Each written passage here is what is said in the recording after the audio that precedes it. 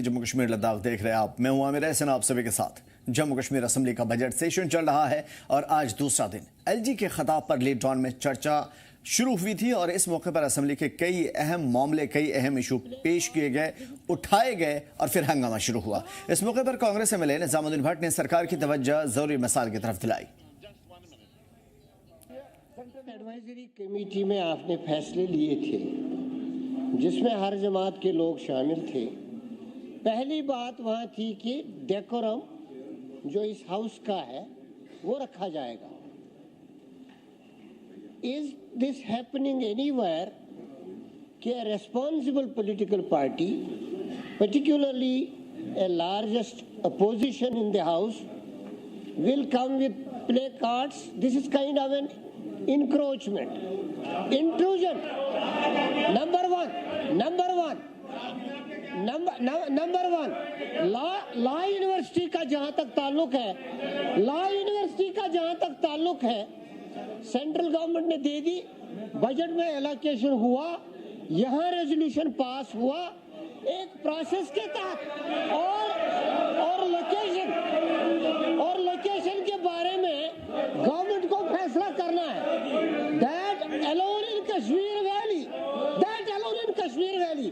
रही बात कश्मीरी तलबा की, हम सफर कर रहे हैं, ये यूनिवर्सिटी ढूंढ रहे हैं, वहां हमारे तलबा को मारा जा रहा है। इन्होंने क्या कार्रवाई की?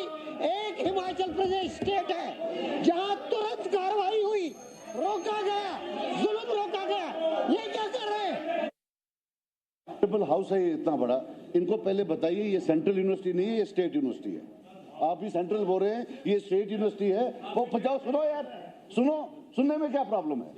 तुम क्यों गाड़ते को दौड़ते हो? ये स्टेट यूनिवर्सिटी है, सेंट्रल यूनिवर्सिटी नहीं है। पहले पढ़ के तो आओ। ये स्टेट यूनिवर्सिटी है, 50 करोड़ इसका बजट है। हम तो हर डिस्ट्रिक्ट में रख सकते हैं। वह हो गया एनएलयू। और जम्मू कश्मीर असेंबली में जबरदस्त हंगामा देखने को मिला। नेशनल लॉ यूनिवर्सिटी का मुद्दा उठाया गया, बीजेपी विधायक ने जमकर हंगामा किया और जम्मू जोन में नेशनल लॉ यूनिवर्सिटी के कयाम का मुतालबा कर डाला। जम्मू विधानसभा में दूसरे दिन नेशनल लॉ यूनिवर्सिटी कयाम को लेकर के बीजेपी के विधायकों ने जमकर हंगामा किया और बीजेपी विधायकों ने हाथों में प्ले कार्ड लेकर के सदन में जमकर नारेबाजी की।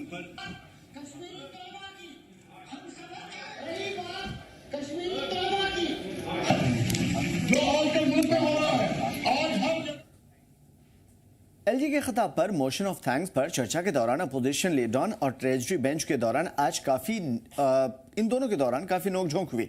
जम्मू नॉर्थ से बीजेपी असेंबली मेंबर श्यामलाल ने मोशन ऑफ थैंक्स की मुखालिफत करते हुए कहा कि सरकार अब तक अपना कोई भी वादा पूरा करने में कामयाब नहीं हो पाई और एलजी के खिताब में टूरिज्म के हवाले से जम्मू में जो जिक्र किया गया है उस पर सवाल उठाया। विधायक ने कहा कि दीगर सेक्टर में भी जम्मू रीजन के साथ सौतेला रवैया अपनाया जा रहा है। पावर का मैंने बताया चीफ मिनिस्टर साहब, ये मिसमैच और ह्यूज गैप एलोकेशन में भी है और आपने रेवेन्यू रिलाइजेशन जहां से है, आपने ये कहा था कि हम 100% और आपने ये भी कहा था 200 यूनिट बिजली फ्री देनी है। जल जीवन मिशन की भी बात हुई। जो सरकार ये कह रही है कमेटी पे कमेटी बनी हुई है और 5 कमेटियां, मैं इस सरकार को उसके लिए जिम्मेवार नहीं ठहराता। ये पीछे से चलता आया। What is the outcome? कमेटियां कुछ टाउनवर्ड मैनर में बनी थी, विजिलेंस का काम उस पर चल रहा है। पहली बार स्पीकर साहब आप भी काफी दफा फाइनेंस मिनिस्टर रहे हैं, करंट सीएजी का ऑडिट होता देखा कभी आपने डिपार्टमेंट का? जल जीवन मिशन का हो रहा है। स्पीकर साहब, टूरिज्म की बात है, इसमें ऑलमोस्ट 2.5 पेज लगे हैं टूरिज्म में, जम्मू का नाम ही नहीं है। टोटल मिसिंग, यही बातें उजागर होनी है इस हाउस में, ये टोटल मिसिंग है। हम आपकी अपोजिशन करेंगे, कंस्ट्रक्टिव अपोजिशन करेंगे और सरकार को अकाउंटेबल बनाएंगे। और ये जो खुतबा है, मैं इसके हक में नहीं हूं, मैं इसके खिलाफ हूं। सलातिया की स्पीच के दौरान तीखे तबसरे के सबब ऐवान का माहौल काफी गर्म हुआ और शामलाल ने खास तौर पे वज़रा के रवैये पर सवाल उठाया। उन्हें पब्लिक में बोलते हुए वक्त एहतियात रखने की, खास तौर पे जो अवाम में बोली जाती है, स्पीच दी जाती है, उस टाइम पे एहतियात बरतने की सलाह दे डाली। डिप्टी सीएम सुरेंद्र चौधरी और खेल मंत्री सतीश शर्मा की जानिब से इस पर सख्त एतराज जताया गया और स्पीकर की मुदाखलत के बाद मामला आखिरकार शांत हुआ। कांग्रेस के निजामुद्दीन भट्ट ने ट्रेजरी बेंच और अपोजिशन की नोकझोंक पर ज़ाब्तों का मुद्दा उठाते हुए इनके तबसरों का असेंबली की कार्रवाई से खत्म करने का, डिलीट करने का, हज़फ करने का मुतालबा कर डाला। पब्लिक डोमेन में भी और यहाँ भी, पब्लिक डोमेन में भी आपने कल जो बर्ड शूट आप करो, आपका आजाद करो, कितनी जगह से होके आए हैं, अपना रिकॉर्ड देखिए। अभी 1.5 साल पहले कहाँ थे? आप करियर का अपनी बात करें आप। This is very very unfortunate, this is very very unfortunate on your part. चलिए come to the point. You are deputy chief minister of the government. इसकी माँ पे बात की, वो आपने नहीं करने जो कहा है तो मिनिस्टर की माँ पे जब बात है कोई कहेगा उसकी माँ को संदूक में डाल दो। बट बड़ी शर्म की बात है, मैं लिहाज करता हूँ अपने लीडर का, मैं अपने कायदे कारमा का, बट आप लोग डबल स्टैंडर्ड हैं आपके यार। I am sorry, I am very sorry. In light of rules, 4 members, 2 of the ministers, one is a responsible opposition leader, another also an honorable member. We have been seeing for last half an hour, they have taken this entire house at ransom. चलिए आप बोल रहे हैं, ये बोल क्या रहे हैं आप? जो इम्पोर्टेंट चीज ये है कि all that personal exchange, personal allegations जो इन्होंने एक दूसरे पे लगाए, for decency and respect of house, please have those expunged. Congress के सीनियर लीडर और दूर से एमएलए गुलाम अहमद मीर की तकरीर का पूरा फोकस स्टेटहुड की बहाली तक महदूद रहा। उन्होंने कहा कि रियासत का दर्जा बहाल होते बगैर किसी भी सरकार के लिए अपना मंशूर लागू करना मुमकिन नहीं है, यानी मैनिफेस्टो पूरा करना मुमकिन नहीं है। गुलाम अहमद मीर ने वज़ीर आला से इस मुद्दे पर सियासी तहरीक की क़यादत शुरू करने की अपील की और कहा कि इसे लेकर के ऐवान को एतमाद में लेने की ज़रूरत है। उन्होंने कहा कि स्टेटहुड की बहाली को लेकर के सरकार की कोशिशों के बारे में लोगों को एटलीस्ट पता होनी चाहिए। विजिबली जिस तरह से हम लोगों को एक एफर्ट करना चाहिए, कश्मकश करनी चाहिए, जो लोगों को दिखता वही है जो दिखता है। तो ऐसे में वो एसर्ट्स में शायद हम लोगों की कोई ना कोई, हमारी कोऑर्डिनेशन में कमी रही, हमारी आपसी तालमेल में कमी रही। इस पर्टिकुलर सब्जेक्ट के लिए हमें all party including the opposition BJP, इनको भी इस पर्टिकुलर सब्जेक्ट के लिए बुलाना चाहिए। हमें कहीं ना कहीं ये कंसेंसस बनाना चाहिए और दिल्ली की ओर रुजू करना चाहिए, परस्यू करना चाहिए, ताकि हमारी रियासत बहाल हो। मेरा बुनियादी मकसद, अगर हम ओरिजिनल चीज को फॉलो किए होते, ओरिजिनल चीज के लिए कश्मकश किए होते, तो शायद ना देते। देने वाले तो तभी देंगे जब उनको देना होगा या नहीं देना होगा। मगर हमारी जो कोशिश थी, हमारी जो रिस्पांसिबिलिटी थी, क्योंकि ये चुनाव प्रचार में हमारा कॉमन प्रोग्राम था और हमारी कमिटमेंट लोगों के सामने थी कि सबसे पहले हम अपनी व्यापार को हासिल करेंगे। हमारे चीफ मिनिस्टर ने अगर 1 लाख नौकरियां देने की बात रखी थी तो स्वाभाविक था, उनको भी एक्सपेक्ट था कि मैं इधर से चुनाव लड़के जाऊंगा, सरकार बनाऊंगा तो रियासत आएगा, पॉसिबल था। मगर जब रियासत ही नहीं आई, जब रिसोर्सेज ही नहीं बने, फंडिंग ही नहीं बनी, तो एक लाख एम्प्लॉयमेंट इतनी जल्दी तो हो नहीं सकती। अवाम नहीं जानता आप कितनी बार होम मिनिस्टर साहब के पास गए, कितनी बार आपने प्राइम मिनिस्टर साहब को रिक्वेस्ट की होगी, किन कार्नर्स पर की होगी। हम उस पर कोई शक खड़ा नहीं कर रहे हैं, मगर बाहर जो माशरा है तो वो हमको कटघरे में खड़ा कर रहा है कि जो पहला आपका मकसद था वही पूरा नहीं हो रहा है, जिसके इस नुकसानात हमें नीचे हो रहे हैं। मोशन ऑफ थैंक्स पर बोलते हुए पुंछ एमएलए एजाज जान ने अपोजिशन बैंक पर जमकर हमला बोला। बीजेपी पर जम्मू कश्मीर को फिरका वाराना बुनियाद पर तकसीम करने का इल्जाम भी लगाया। माता Vaishno Devi medical college institute बंद कराने की जिम्मेदारी उनके सुपुर्द कर दी। जम्मू को अलग करने की मांग पुरजोर अंदाज में मुखालिफत करते हुए एजाज जान ने कहा कि बीजेपी का जम्मू रीजन का तस्वुर सिर्फ 3 जिलों तक ही महदूद है। उन्होंने एक बात यहाँ पे की सेंट्रल लॉ कॉलेज की जो बात की इन्होंने कि यूनिवर्सिटी होनी चाहिए, इन्होंने कहा जम्मू में होनी चाहिए, लेकिन मैं स्पीकर सर यहाँ पे एक बात कहना चाहूँगा, क्या ये वो सेंट्रल यूनिवर्सिटी जम्मू ला के, जम्मू का मतलब ये शायद समझते हैं जम्मू, सांबा और कठुआ, कि बीजेपी की बात सिर्फ और सिर्फ यहाँ से चले जाएंगे तो अखनूर से पहले पुल तक और यहाँ से जाएंगे लखनपुर तक और उधमपुर से पहले ये खत्म कर देते हैं जम्मू। मुझे बड़ा अफसोस होता है। और इन्होंने बात की कि कुछ एमएलए ने कहा कि हमें जम्मू को अलग रियासत बनाया जाए। किस जम्मू की आप बात कर रहे हैं?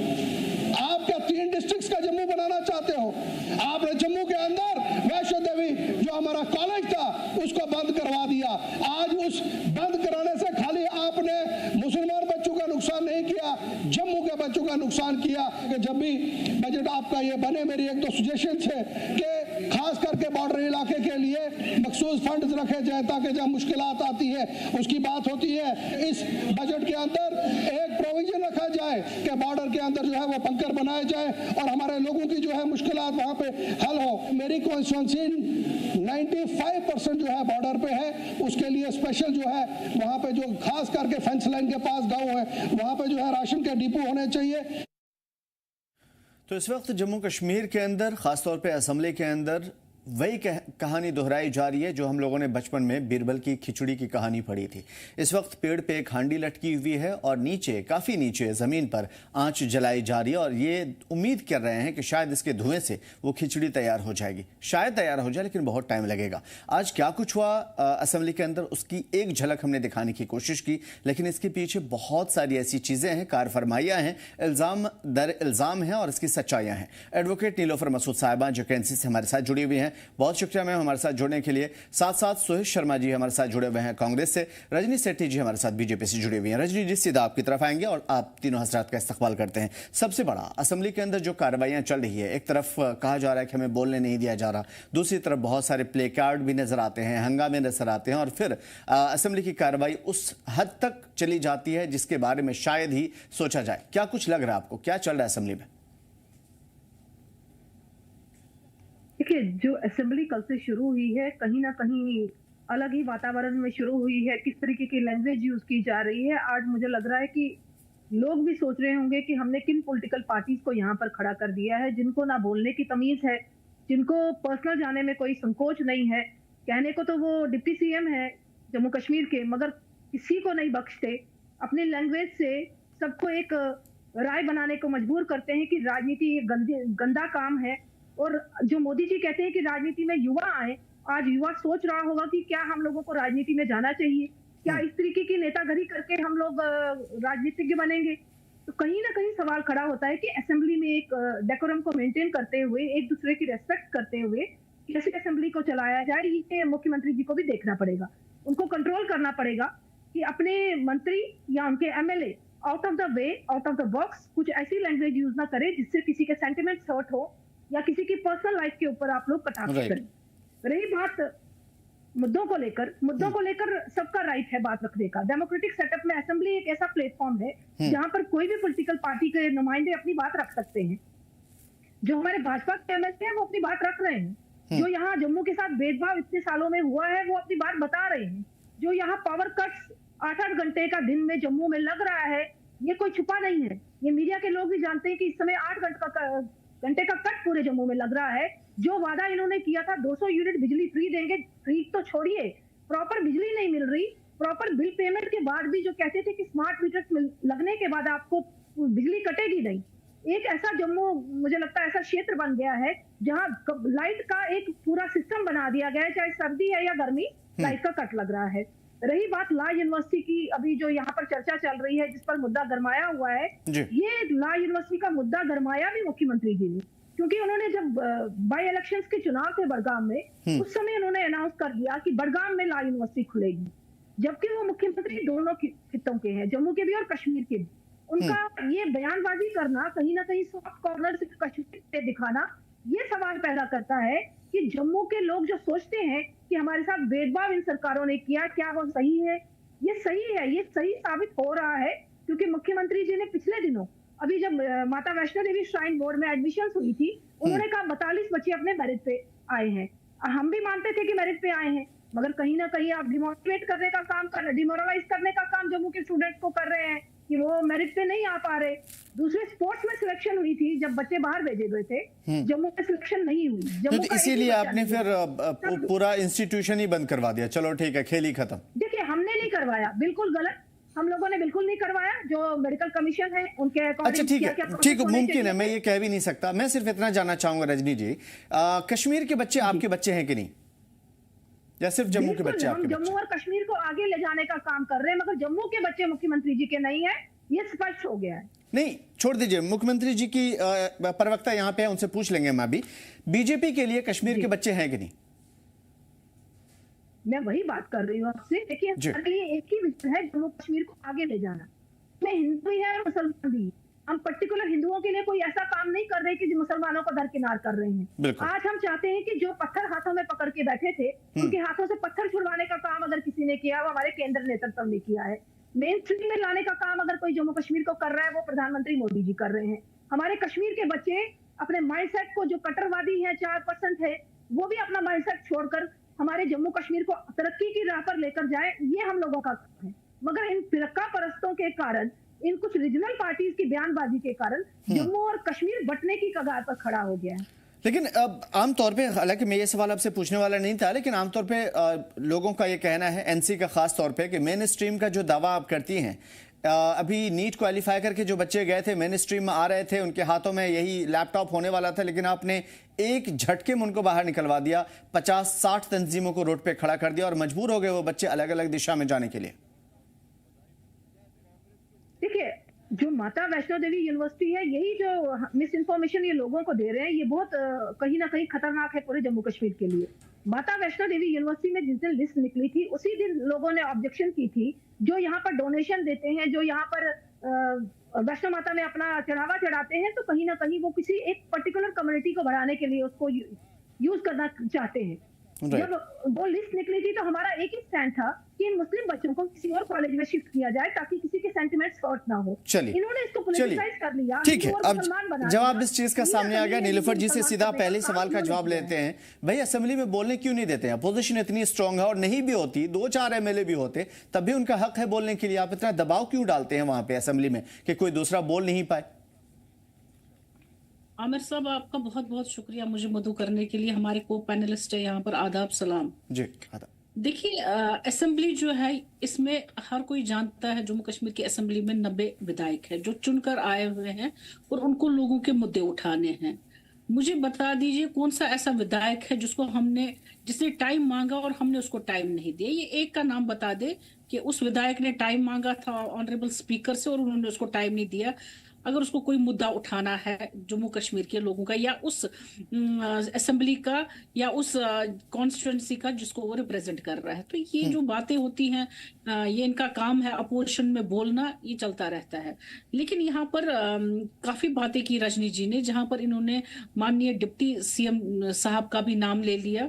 देखिए, मैं उन बीजेपी लीडर्स की तरफ नहीं जाऊंगी जो हमेशा एब्यूजिव लैंग्वेज करते हैं एक माइनॉरिटी जो को टारगेट करने के लिए। हम उस पर नहीं जाएंगे, और ना ही हम ये कहेंगे कि जो उनका अभद्र व्यवहार रहा है जम्मू कश्मीर की खासकर नागरिकों को लेकर, क्योंकि हमने हाल ही में देखा, चाहे वो हिमाचल था, चाहे वो दूसरे स्टेट्स थे, जहां पर हमारे बच्चे या हमारे जवान काम करने के लिए जाते हैं, रोजी रोटी के लिए जाते, अनफॉर्चुनेटली उनको रिलीजन के नाम पर किस तरीके से उनके साथ अभद्र व्यवहार किया जाता, वो हमारे सामने सोशल मीडिया पर सामने है। इनका एक भी चुनिंदा बीजेपी का विधायक जो है, जिन्होंने कभी ऐसा स्टेटमेंट दिया हो, उसको कंडेम किया हो, हमने नहीं, तो यहाँ पे मैं रोकना नहीं चाह रहा था। हालांकि वो तो कह रहे हैं, साफ तौर पे सबूत दिखा रहे हैं कि हमने जहां जहां पे इस तरह की चीजें हुई है, बाकायदा एफआईआर दर्ज करवाया, गिरफ्तारियां करवाई। आपके जो दोस्त हैं कांग्रेस, कहां उन्होंने अपने स्टेट में, अपने यहाँ के जहां उनके पास पावर है, ताकत है, उन्होंने कुछ कर डाला?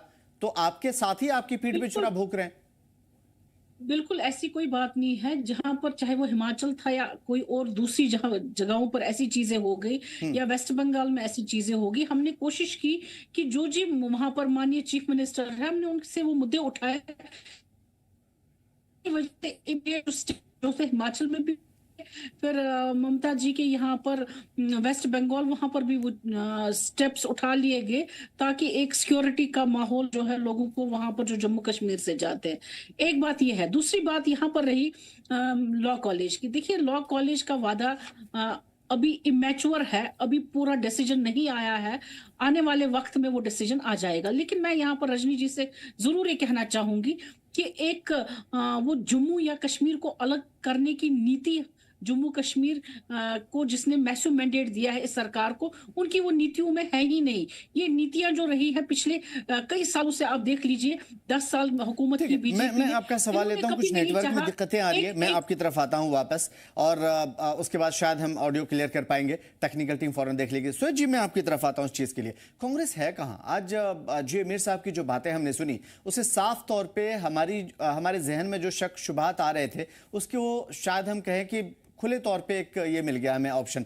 उन्होंने साफ कई चीजें बोली। उन्होंने कहा कि अब अपनी जो हुकूमत है उमर अब्दुल्ला साहब की, उन्हें भी कई चीजें वाजे करनी चाहिए। जो फंडामेंटल इशू थे हमारे, उस चीज को हमने छोड़ दिया और हम दूसरी तरफ मूव कर गए। तो बहुत सारी चीजें ऐसी नजर आई जहां पे कांग्रेस इससे पहले भी नहीं थी, आज भी नहीं थी, और अब शायद किसी हद तक दर्द छलकता हुआ नजर आ रहा है। देखो, बात ऐसी है, ये दर्द छलकने की बात नहीं है। जब हुकूमत बनी थी तो उस समय हमने, जब नेशनल कॉन्फ्रेंस को बाहर से हमने साथ दिया था, तो उस समय हमने क्लियर कह दिया था कि जम्मू कश्मीर की स्टेट को हमने वापस लाना है, और हमारा मकसद एक ही था कि जैसे भी है हम बाहर से समर्थन देंगे और जम्मू कश्मीर स्टेट को वापस लाएंगे। यही हमारा मेन मुद्दा था। अब उसी मुद्दे पर हम लोग चल रहे हैं। अब नेशनल कॉन्फ्रेंस सरकार में है और हम बाहर से समर्थन दे रहे हैं। उसका एक और मकसद है कि भारतीय जनता पार्टी को जम्मू कश्मीर से बाहर करने का एक ही यही रास्ता है कि हम नेशनल कॉन्फ्रेंस को बाहर से समर्थन दें। अब जैसे आपने देखा ही है, असेंबली में श्यामलाल शर्मा जी भी बात रख रहे थे कि जम्मू के साथ पक्षपात किया जा रहा, भेदभाव किया जा रहा है। वही रजनी मैडम भी यही बात रख रही है। 370 था, तब भी यही लोग बात रखते थे कि भेदभाव हो रहा है, पक्षपात हो रहा है, भेदभाव हो रहा है, पक्षपात हो रहा है। लेकिन 5 अगस्त 2019 के बाद से तो इन लोगों ने तो भेदभाव ही खत्म कर दिया था। आपने देखा होगा किस तरह से इन्होंने भेदभाव खत्म कर दिया था, किस तरह से नौजवानों के पेपर कैंसिल हुए थे, और किस तरह से SI का स्कैम हुआ था, फाका स्कैम हुआ था, और किस तरह से इन्होंने भेदभाव खत्म किया था, कितने अच्छे ढंग से भेदभाव खत्म किया था। और मुझे लगता है ये तो 4-5 साल सरकार में रहे LG की हुकूमत में, और LG की हुकूमत में क्या कुछ नहीं इन लोगों ने किया। VIP कल्चर इन लोगों के पास था, डिस्ट्रिक्ट प्रेसिडेंट हो इनका, जोन प्रधान हो, सब VIP कल्चर लेकर ये लोग चलते रहे। और सबसे बड़ी बात यह है कि आज जो वक्त आ गया है, आज इन लोगों ने इतनी बड़ी स्टेट को यूटी में चेंज कर दिया, और यूटी में चेंज करने के बाद क्या दिया? तो ये हताशा जो है किससे है आपकी? अपनी हुकूमत से है या बीजेपी से? साफ तौर पे बताइए, हताशा किससे है आपको? अगर जम्मू कश्मीर का ओवरऑल सारी चीजें नहीं हो रही, सारी प्रॉब्लम, तो हताशा किससे है?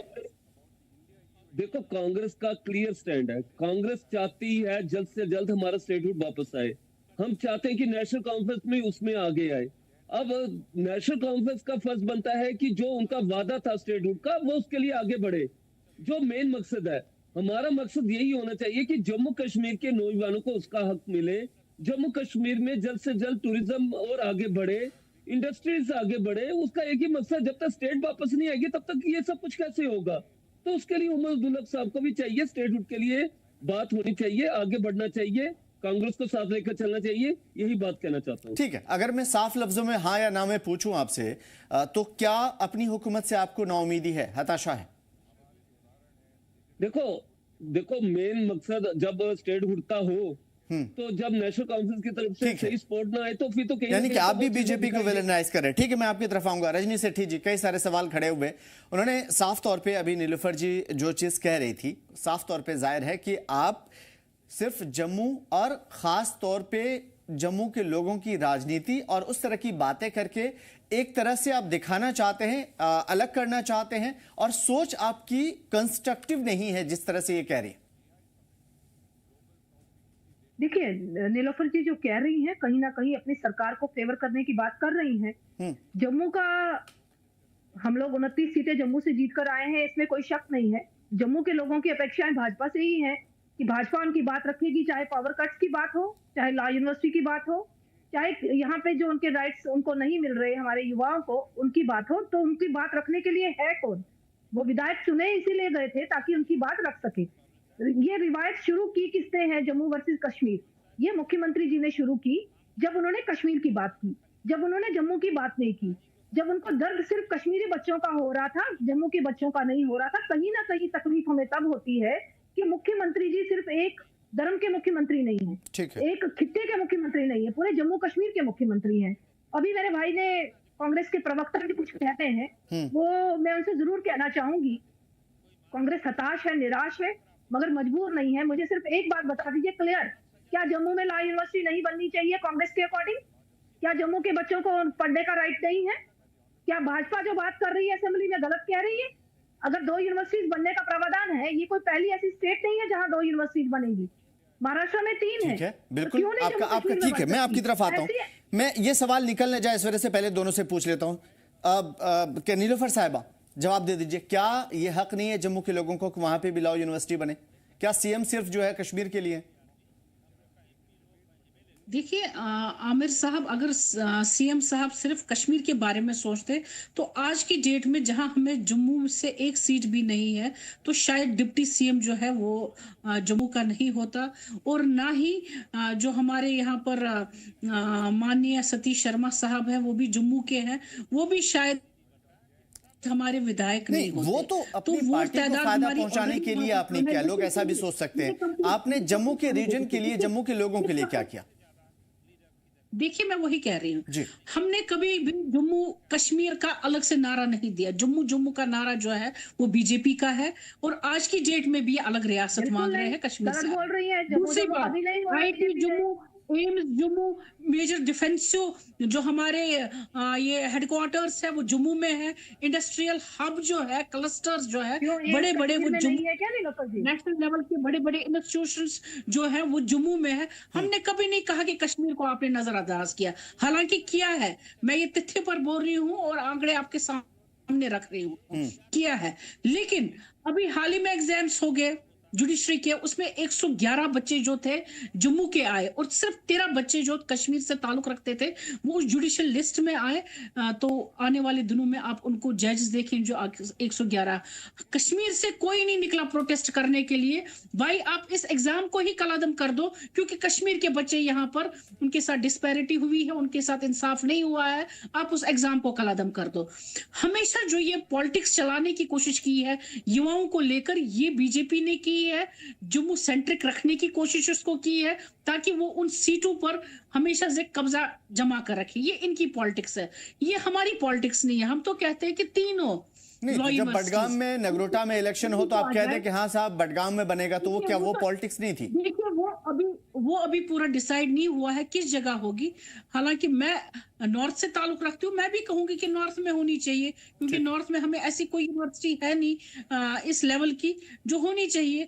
तो जम्मू में अगर नहीं है तो हम फिर से रिक्वेस्ट करेंगे अपने माननीय प्राइम मिनिस्टर साहब को, अगर उन्होंने एक नेशनल लॉ कॉलेज हमें दे दिया, हमें 3 दे दे, 2 दे दे, ताकि एक हम जम्मू में भी रख दे, एक कश्मीर में रखे, और एक और अगर मिलती है वो पीर पंचाल में रख देते हैं। चलिए हम इंतजार करेंगे इस चीज का। सोई जी मैं आपकी तरफ आता हूँ। आप लोग बात करें तो सिर्फ कश्मीर की, कश्मीरियों की, जम्मू वाले नजरअंदाज हों, और फिर अगर बीजेपी उस चीज के लिए बोले तो फिर आप कहें कि जम्मू की सियासत चल रही है, अलग करने की बात हो रही है, विभाजन का सिलसिला चल रहा है। कैसे चलेगा ये सोई जी?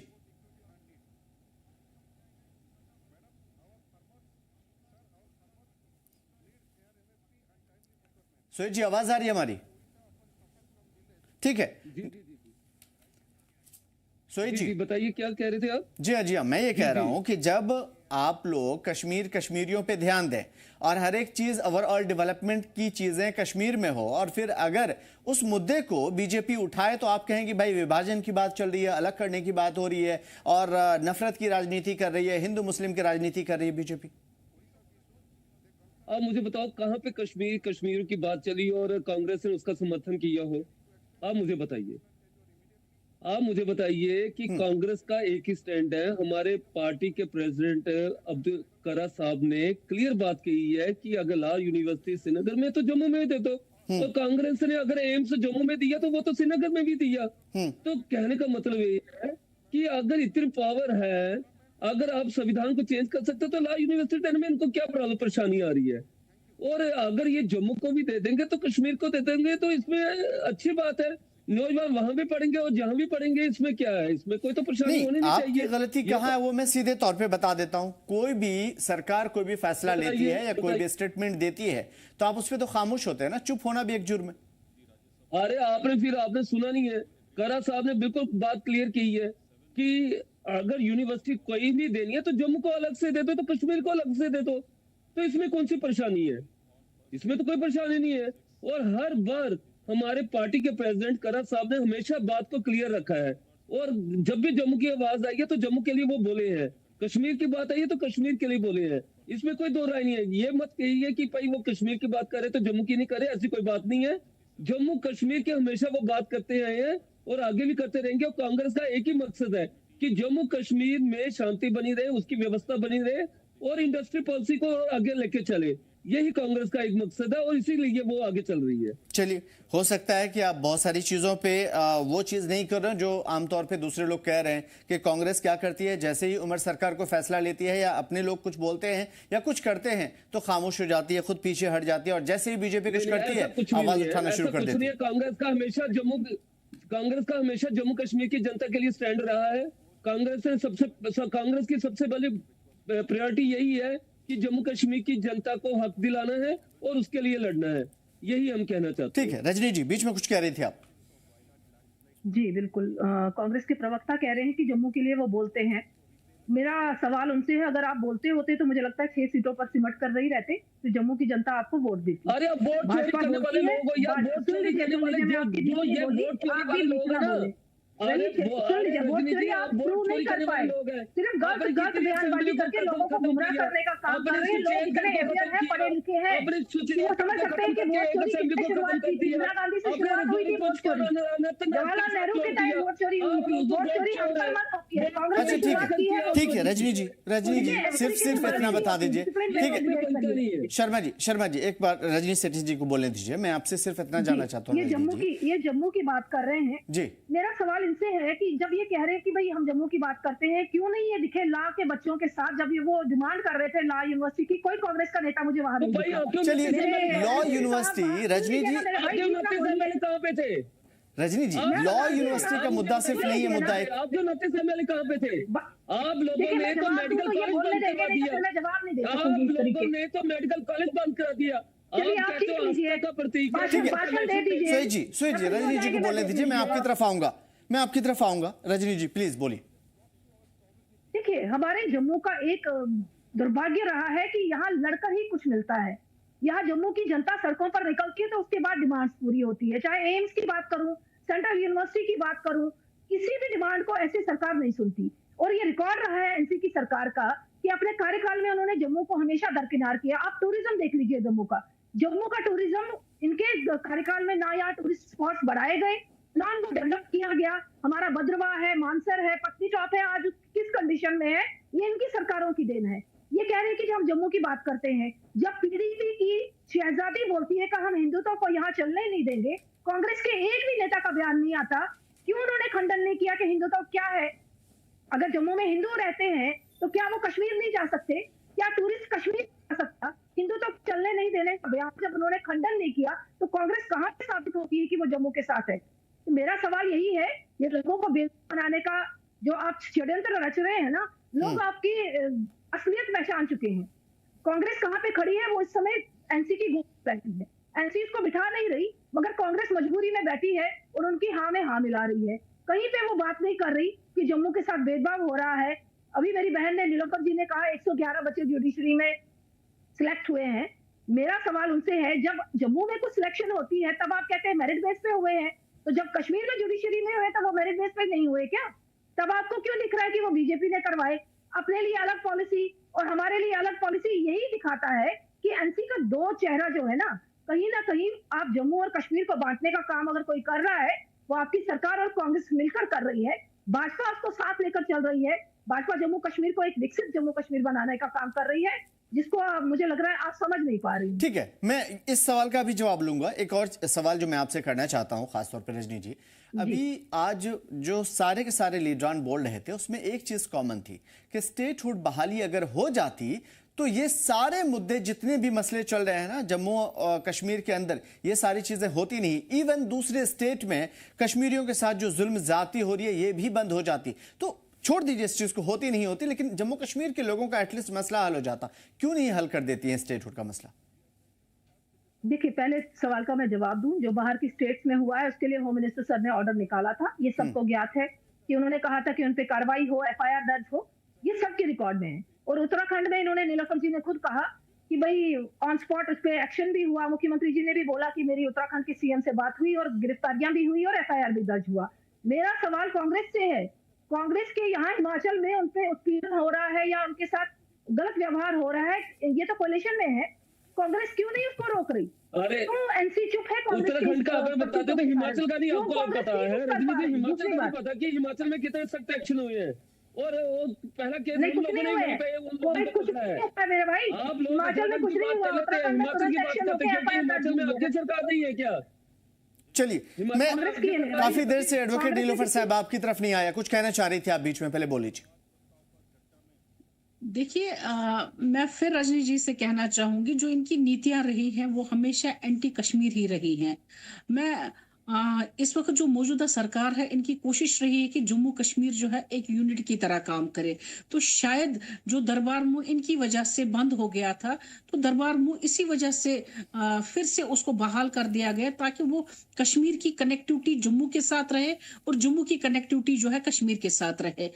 एक यूनिट के तौर पर उस दरबार मुंह को फिर से स्टार्ट किया, जो पॉजिटिव स्टेप जम्मू के लोगों ने भी सराहा। अगर इनको इतना ही यूथ के बारे में ज्यादा उनको ध्यान था तो शायद आज की डेट में श्री माता वैष्णो देवी का जो हमारा मेडिकल कॉलेज है वो बंद नहीं होता।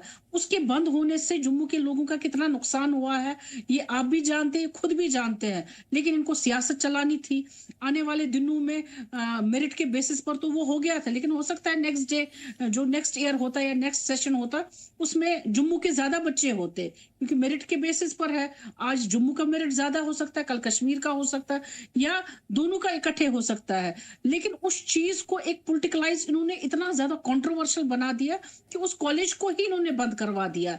तो क्या भरोसा है कि कुछ और यूनिवर्सिटीज अगर वहां खुल जाती है, कल वहां ज्यादा मुस्लिम होंगे और ये फिर कहेंगे नहीं भाई हमें जरूरत ही नहीं है, आप उसकी एफिलिएशन ही खत्म करवा देंगे।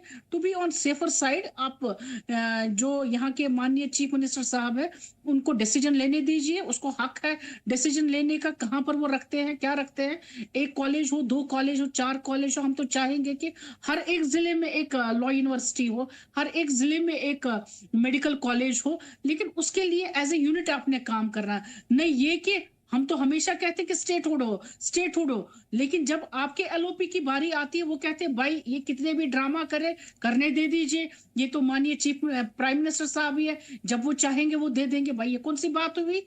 आप एक तरफ से एक मुखौड़ा आपने रखा है लोगों को दिखाने के लिए और बोलने के लिए, आपके पास जब कुछ नहीं होता है बस आप तनकीद का निशाना जो है वो नेशनल कॉन्फ्रेंस को करते हैं, क्योंकि वो इस वक्त सरकार में है। मैसिव मैंडेट है उनको, हर चीज अपनी छड़ी से क्यों करना चाहती है? हर एक बताइए, डेमोक्रेटिक कंट्री में हर एक का अपना जो है हित होता है, तो अपनी छड़ी से नेशनल कॉन्फ्रेंस क्यों हर चीज को करना चाहती है? दूसरों को भी मौका दीजिए। किस जगह हमने अपनी छड़ी चलाई? आप मुझे बताइए। मैं बताता हूँ, बहुत सारी मिसालें हैं, मैं देता हूँ। कहीं पे भी कोई भी मसला होता है, जैसे आज स्टेटहुड का मसला उठा था, एनएलयू का मसला उठा था, मारपीट का मसला हुआ था, इन तीनों पे रिजेक्शन हुई, जितने भी एमएलएस थे बैठ गए। मुमकिन है कि शायद आने वाले दिनों में इस चीज पे बात हो।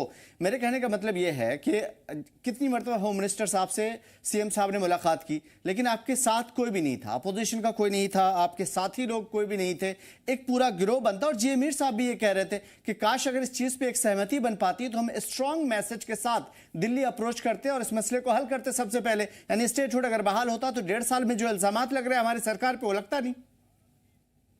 देखिए मीर साहब से और यहाँ पर कांग्रेस के रिप्रेजेंटेटिव भी बैठे हुए हैं। ये जानते हैं जब उन्होंने लास्ट वो यात्रा एक स्टार्ट की थी, शायद दिल्ली भी, यहाँ कश्मीर में भी उन्होंने वो प्रोटेस्टों का एक दौर था वो स्टार्ट किया, उसमें उन्होंने कभी भी नेशनल कॉन्फ्रेंस को नहीं उन्होंने कॉन्फिडेंस में ले लिया। शायद अगर लेता, ये अपनी अपनी पार्टीज की हर कोई चीजें होती हैं, वो अलग से भी कर सकते हैं, अगर कोलिशन में किसी के साथ उनके से भी कर सकते हैं। उन्होंने अपने हिसाब से जो मांगे थी, सेंटर से मांग रहे थे, वो हमारा अपना मैनिफेस्टो है, इनका अपना मैनिफेस्टो। अगर पार्टी लाइन को देख लेंगे, अगर पार्टी लाइन को देख, ठीक है, मुमकिन है इस पे ये कदम उठाया गया हो, असेंबली में कोई चर्चा करने के लिए खड़ा होता है, आप उसको ऐसे झिड़कते हैं, ऐसे बोलते हैं, ऐसा लगता है कि कुछ अहंकार भरा हुआ हो अपने अंदर। नहीं, अहंकार की तो बात ही नहीं है ना। मुझे बताइए, सलातिया साहब तो यही कह रहे थे ना, मैं थोड़ी नहीं कह रहा हूँ। एक मिनट, फेल हो गए। आप मुझे बताइए, 40 एमएलए, 40 जो पॉलिटिकल पार्टीज है, उनको माननीय सीएम साहब ने चिट्ठी भेजी, प्रेसिडेंट को चिट्ठी भेजी। उतना ही नहीं, हमारे सुप्रीम कोर्ट के ऑर्डर्स हैं जहां पर यह कहा गया इलेक्शंस होंगे, उसके बाद ही आप रेस्टोर कीजिए यहाँ पर स्टेट होल्ड। रेस्टोर किसको करना है? वो सेंटर को ही करना है। रेजोल्यूशन असेंबली में पास हो गया है, अब आगे भी तो बढ़ना है ना। जो चीजें पार्लियामेंट के हाथों में है, यूनियन मिनिस्ट्री के हाथ में, उसमें स्टेट क्या कर सकती है? आज स्टेट ने प्रोटेस्ट किया असेंबली के बाहर, वजह उसकी यही थी, असेंबली के अंदर भी कर सकते थे, लेकिन वो टाइम जाया नहीं करना चाहते थे। अपनी बात उन्होंने असेंबली के प्रेमिसेस में रखी वहां पर, और अंदर चले गए। जो लोगों के मुद्दे थे सबने उठाए। किसको रोका गया? किसको कहा गया कि भाई हमारी ये लाइन है, आपको इसी पर चलना है? अब एलजी साहब गवर्नेंस का एड्रेस दे देते हैं, उस पर भी हमें कहा जाता है भाई स्टेटहुड क्यों नहीं आया इसमें? अरे भाई, एलजी साहब जो है वो एक अपोलिटिकल पर्सन है, वो प्रेसिडेंट को रिप्रेजेंट कर रहे हैं यहाँ पर। वो कैसे किसी की पॉलिटिकल लाइन को टो कर सकते हैं? वो कैसे न्यूट्रलाइज कर सकते हैं उस लाइन को? तो उनको तो इम्पार्शल रहना है। वो अपने बयान में क्या कहते हैं या क्या नहीं कहते, जो हमने कुछ चीजें रखी हुई है उनके सामने, उन्होंने वो रख दी। लेकिन जो रोड मैप भी वो डिस्कस कर रहे हैं, उसमें भी लोग हमसे ये कहते हैं भाई इसमें क्यों नहीं उठाया, उसमें क्यों नहीं किया? आप हमें बताइए, जहां पर हमें कदम उठाना है, क्या हमने कदम नहीं उठाया? हम तो हर वक्त कदम उठाते हैं। लेकिन जो अपोजिशन में बैठे हुए हैं, उनका काम ही है, अब रह गया है ये कि हम अपोज करें हर एक चीज को, चाहे अच्छा मुद्दा हो रहा है या। आज आप देख लीजिए, असेंबली में बन्नी के विधायक उठे, रामबन के विधायक उठे, जहां पर प्रोग्रेस की कई बातें नहीं हो रही थी। पुंछ के विधायक उठे, उन्होंने बात की कि उनके इलाकों में कहां कहां प्रोग्रेस हो रही है, कहां कहां डेवलपमेंट है, चाहे एजुकेशन सेक्टर उनका है, हेल्थ सेक्टर है, किस तरीके से वो प्रोग्रेस आगे बढ़ रही है। वो चीजें इनको नजर नहीं आ रही है, लेकिन ये चीजें इनको नजर है। भाई आपने जम्मू को अलग कर दिया, कश्मीर को आपने, भाई नारा तो आपकी तरफ से आ रहा है। आपके मेंबरान रोज कहते हैं कि भाई जम्मू को अलग कर दो, जम्मू को अलग कर दो। लद्दाख अलग करके अब हमें मिला क्या? रोज प्रोटेस्ट हो रहे हैं। कल को वही चीज जो है जम्मू के साथ भी खुदा न खास्ता हो जाएगी।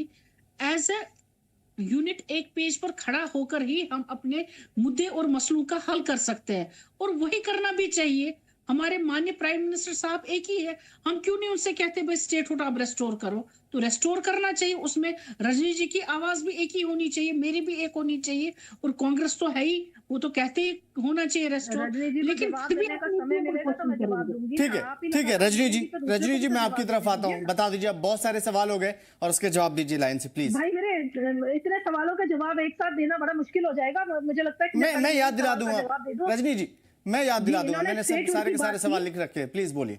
जी, इन्होंने स्टेटहुड की बात की। मेरा सवाल इनसे है, क्या स्टेटहुड के बगैर काम नहीं हो पाएगा?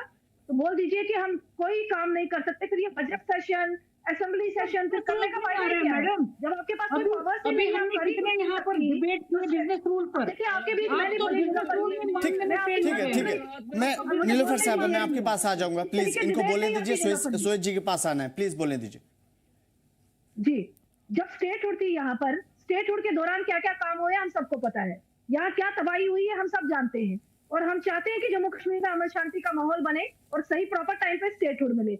यूटी के दायरे में भी आपके पास पावर्स हैं, एक्सक्यूजेस मत दीजिए लोगों को। लोग समझ रहे हैं, पढ़े लिखे हैं, सारा सर्च हो जाता है गूगल पे, वो सर्च कर लेते हैं कि यूटी के अंडर क्या पावर्स हैं। हर बार आप बेवकूफ बनाने का काम नहीं, तो अगर पावर है तो ट्रांजिशन ऑफ बिजनेस रूल्स उस पर साइन क्यों नहीं हुए अब तक? 1.5 साल तो हो गया। देखिए मैं वही बात कर रही हूँ। आज स्टेटहुड की बात पे स्पीकर सर ने बोल दिया कि वो हमारे दायरे में नहीं है, वो केंद्र सरकार के पास है। ये कह रहे हैं सुप्रीम कोर्ट के ऑर्डर्स हमारे पास हैं, सुप्रीम कोर्ट के ऑर्डर्स के अकॉर्डिंग भी नहीं कर रहे। सुप्रीम कोर्ट ने कोई टाइम फ्रेम फिक्स नहीं किया था कि इस टाइम के दौरान आप लोग इसको इंप्लीमेंट कर देंगे। केंद्र सरकार ने कहा सही समय पे उसको दिया जाएगा। रही बात बिजनेस रूल की, बिजनेस रूल अकॉर्डिंग टू 2019 के अकॉर्डिंग इनको प्रोवाइड करवा दिए गए हैं। रही बात जो कुछ कमियां रही हैं उनके बीच एलजी साहब के साथ बात कर रहे हैं। एलजी साहब और मुख्यमंत्री जी की बात चल रही है। मुख्यमंत्री जी कुछ दिन पहले होम मिनिस्टर सर से भी मिलके आए हैं, तो कुछ इश्यूज को ये खुद हैंडल कर रहे हैं, मगर लोगों के बीच एक एक्सक्यूज दे रहे हैं कि हम कर नहीं पाए। मुझे इनसे पूछना है कि जो आपने मैनिफेस्टो के पॉइंट्स दिए थे, मैंने अभी शुरुआत में एक बात की थी मेरे भाई, मैंने कहा कि 8 घंटे का कट जम्मू में लग रहा है। नीलोफर जी क्या कहेगी क्यों लग रहा है, कश्मीर में क्यों नहीं लग रहा? बेटवा तो यहीं से शुरू हो रहा है ना। मैनिफेस्टो के पॉइंट पे अमल इस वजह से नहीं हुआ क्योंकि आपने मौके नहीं दिए। कांग्रेस तो यही कह रही है। किसने मौके नहीं दिए? इसलिए मैनिफेस्टो पे अमल नहीं हो पाया इस 1.5 साल के बीच में, क्योंकि अगर आप स्टेटहुड दे देते, फुल पावर दे देते, अपने हिसाब से काम करने देते, तो एटलीस्ट हम इन्हें पूछ पाते। कांग्रेस जी मीर साहब तो यही कह रहे थे आज। मैं वही कह रही हूँ, क्या इन्होंने मैनिफेस्टो में लिखा था आफ्टर स्टेटहुड हम लोग ये लोग प्रोसेस शुरू करेंगे? उन्होंने तो यूटी के दायरे में मैनिफेस्टो बनाया था ना। मैम ये क्लियर नहीं था ना कि वो जो अप्रोप्रिएट टाइम है वो कब आएगा। उन्हें भी ये लगा कि जैसे ही हुकूमत बनेगी हमें रियासत मिल जाएगा। तो मतलब ये खुद इमेजिन करेंगे और खुद ही फिल्म स्टोरी क्रिएट करेंगे, तो उसका मतलब कि केंद्र सरकार उसके अकॉर्डिंग चलेगी। केंद्र सरकार ने बहुत सी चीजें देखनी है, एजेंसीज की जो इनपुट्स हैं वो उन्होंने ध्यान में रखनी है कि जम्मू कश्मीर कैसे आगे जाएगा। पाकिस्तान ताक में बैठा है कि कब यहाँ इंटरफेयर करे और यहाँ अमन शांति को खत्म करने का काम करे, तब तो मुख्यमंत्री जी हाथ खड़े कर देंगे जैसे पहले हुआ था। टेररिज्म फैला कैसे था? यहाँ के मुख्यमंत्री बात करते फारूक अब्दुल्ला कहीं ना कहीं स्टेटहुड के साथ है ना, तब स्टेटहुड थी ना। तब आपके पास अगर स्टेटहुड के साथ ताल्लुक होता 370 का या स्टेटहुड का पहलगाम नहीं हो जाता, आपने कश्मीरी नहीं होता छोड़ दिया था। अब क्या गारंटी है स्टेटहुड मिलने के बाद आप लोगों को कानून व्यवस्था पर देंगे? चलिए, हालांकि ये दहशतगर्दी टेररिज्म पे काबू तो नहीं हो सका और भी ज्यादा बढ़ी गया, उसके डेटा भी सामने आ चुके हैं। सोहित जी, कैसे मसले होंगे हल जम्मू कश्मीर के? क्योंकि बहुत सारी ऐसी चीजें हैं जो कांग्रेस, माफ कीजिएगा, एनसी और बीजेपी जो चीजें कह रही है उसके हिसाब से तो आने वाले दिनों में आप ये सोच करके चलिए कुछ नहीं होने वाला। क्या लग रहा है, कहाँ खामियां हैं आपकी नजर में? बात ऐसी है, जम्मू कश्मीर का बेड़ा गर्क करने में भारतीय जनता पार्टी ने कोई कसर नहीं। कैसे? ऐसे मत बोलिए कि बेड़ा गर्क किया, ये भी बताइए कैसे। सुन लीजिए ना, प्लीज बोलिए। स्टेटहुड था तब ये कहते थे कि परिवारवाद खा गया। जब 370 को इन लोगों ने खत्म किया तो उसके बाद इन लोगों ने खा लिया। स्कैम ये लोग करने लगे, स्मार्ट मीटर इन लोगों ने लगा दिए, प्रॉपर्टी टैक्स के तरीकेकार ये लोग बनाने लगे। ये लोग करें तो अच्छा, अगर सरकार करे तो बुरा। पहली बात, देखो ये कैसे लोग हैं, ये लद्दाख को इन्होंने हमसे अलग कर दिया। आज लद्दाख में देखो क्या हाल है, वांगचुक को जेल के अंदर इन लोगों ने डाल दिया हुआ है, वो बेचारा अभी तक वहां पे जेल में बैठा हुआ है। तो ये लोग जम्मू कश्मीर का बेड़ा गर्क करके रख दिया हुआ है इन लोगों ने।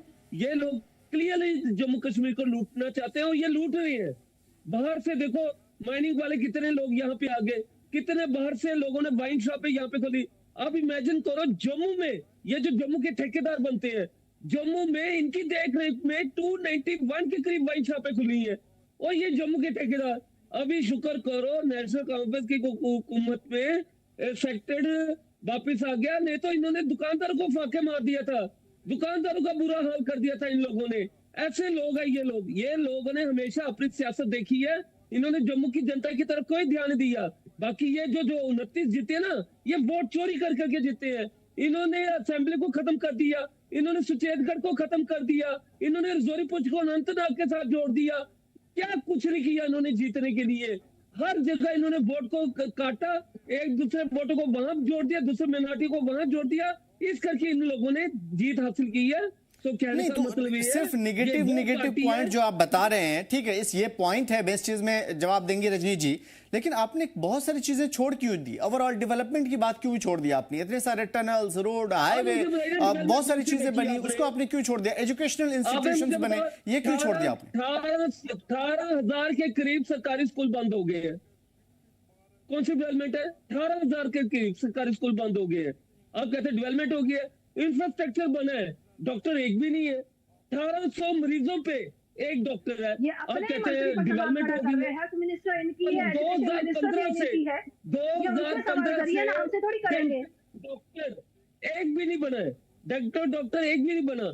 अभी ये सरकार बने साल हो गया, 4 साल तो आप लोगों के पास है, आप तो दूध की नहरें बहा रहे थे, साल नहीं हुआ, आप तो दूध की नहरें बहा रहे थे, आप तो हर साल 1 लाख नौकरी दे रहे थे, क्या कुछ नहीं आप लोग। चलिए, जो हुकूमत में वो बेहतर तरीके से बता सकते हैं कि ऑब्स्टिकल्स कहां पे आ रहे हैं। मैं एडवोकेट नीलूफर साहब, मैं आपकी तरफ आऊंगा। आप हुकूमत में हैं, 1.5 साल हो गए, बहुत सारे ऐसे डेवलपमेंट के काम हैं जो मैं पैरेलल कह सकता हूं कि हाँ इस रुख में इतने काम हुए, और करीब जो मैं अभी डेटा देख रहा था 2-3 दिन पहले, उसमें 80,000 करोड़ के आसपास बजट का हिस्सा खर्च भी हुआ है, और कई सारे एमएलएज ने आज असेंबली में बोला भी, वो पूरी बयानात हमने सुने। मैं आपसे समझने की कोशिश करूंगा कि आपके रास्ते में रुकावट कहाँ है। आखिर जम्मू कश्मीर में इतने सारे मसाइल, चाहे बीजेपी उठाए या अपोजिशन का कोई, इवन पीडीपी उठाए या कांग्रेस उठाए या दूसरा कोई आम आदमी उठाए, आपको रुकावटें एक्चुअल में कहाँ आ रही है?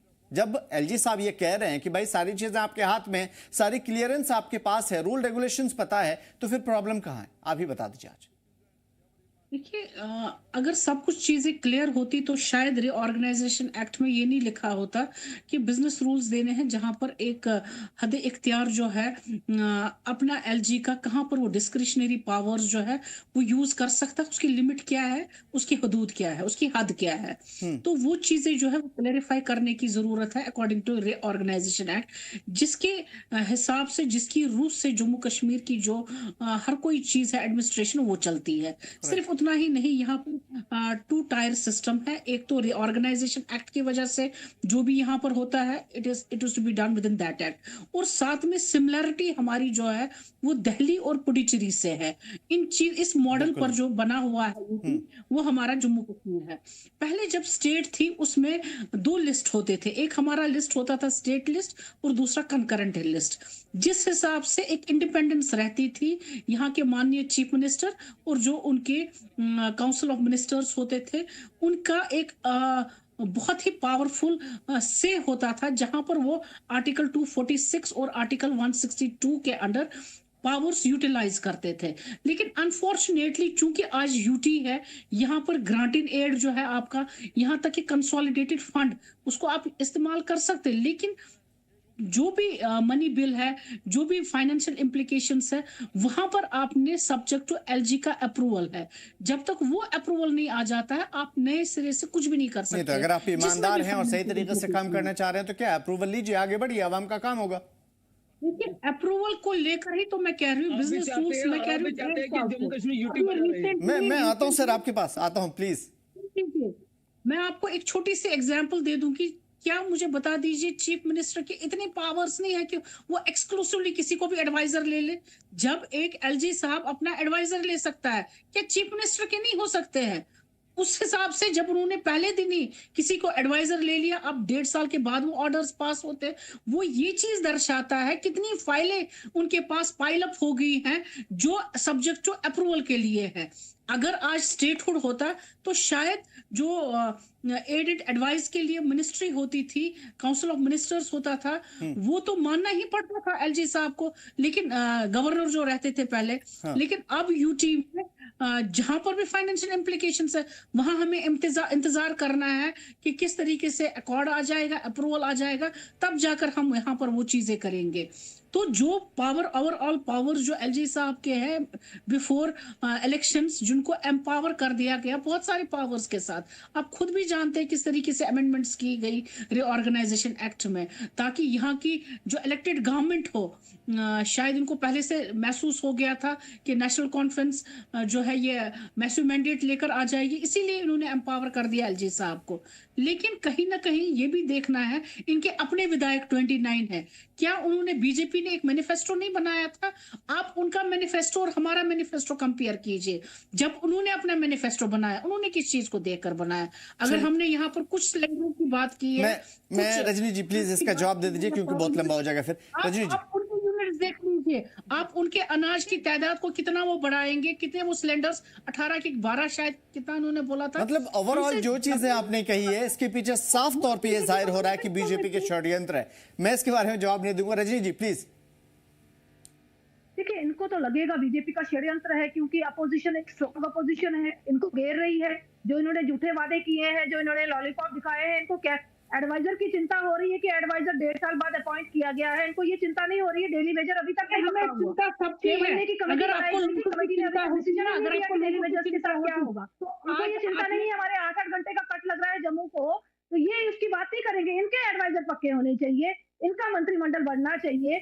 और रही बात, इसने कहा बनी के पहले थे और पंच के एमएलए तारीफ कर रहे थे, शायद उनको लॉलीपॉप दिया होगा कि आने वाले दिनों में मंत्री बढ़ने हैं, आपको मंत्री बना दिया जाएगा। उस एंगल से वो शायद सरकार की तारीफ कर रहे होंगे। जी सुन लीजिए, भाजपा को कोई ऐसा लॉलीपॉप नहीं दिया। भाजपा ने लोगों को मैंडेट से 29 सीटें जीती हैं। लोगों को जबरदस्ती काम है।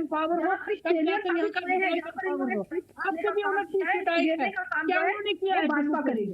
ठीक है, चलिए वो एमएलए साहब से भी बात करेंगे कि आखिर क्या कौन सा लॉलीपॉप एनसी ने दिया था। लेकिन इतना बता दीजिए सिर्फ रजनी जी कि आखिर क्या वजह थी कि इलेक्शन से पहले ही आखिर नियत में खोट नहीं थी या इतनी सारी प्लानिंग नहीं थी, तो फिर एलजी को इतना पावर दिया ही क्यों? आपको पता था लेजिस्लेचर असेंबली सामने आएगी तो उसके बाद सारी चीजें तब्दील होनी शुरू हो जाएंगी।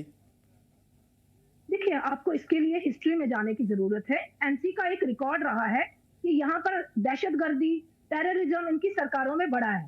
केंद्र फिर सरकार आप तो भी उनका मुझे पॉइंट लगता ही है सिद्ध जहाँ कर तक रही है। हाँ देखिए, मैं बता रही हूँ ना कि भाई यहाँ पे टेररिज्म और ये सब चीजें एनसी की सरकार में नहीं है। केंद्र सरकार को जम्मू कश्मीर की चिंता है। जम्मू कश्मीर को वो विकसित जम्मू कश्मीर बनाना चाहते हैं। आपका मैं तो एनसी साहब को नीति के दायरे में क्या क्या पावर देनी चाहिए वो केंद्र सरकार को सोचना पड़ेगा।